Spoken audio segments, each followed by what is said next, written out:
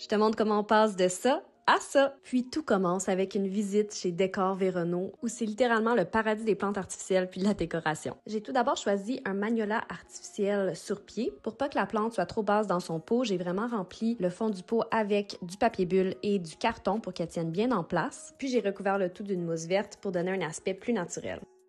Pour l'arrangement des pivoines, j'ai commencé par les couper de façon à ce que les feuilles arrivent directement en haut du vase. Puis vous voyez ici, on a vraiment affaire à une fausse plante de qualité. Elle est tellement malléable, elle est solide, elle reste en place. J'ai ensuite mis un élastique autour des 3 pivoines pour les solidifier. Puis là, on voit ma mère prendre le relais parce que c'est une styling queen. Et c'est finalement le moment de décorer ma bibliothèque. J'ai commencé par mettre les porte-documents, puis des livres. Et est-ce que ce serait un bureau sans une planète Terre avec un petit look vintage? En bas à gauche, j'ai mis un vase avec un look un peu usé que j'aime beaucoup, mais j'avoue, j'ai un coup de cœur et c'est les pivoines. Regardez comment ils ont l'air vrais, leur texture est tellement réaliste, c'est honnêtement à s'y méprendre. J'ai ensuite déposé le magnolia artificiel à côté de la bibliothèque dans toute sa splendeur, puis regardez le petit bourgeon, comment c'est cute. Puis le dernier, mais non le moindre, c'est le lierre artificiel qui habille tellement bien la bibliothèque. Je suis tellement satisfaite du résultat, là, ça a aucun sens. Comment vous trouvez ça, vous autres? Dites-moi ça dans les commentaires.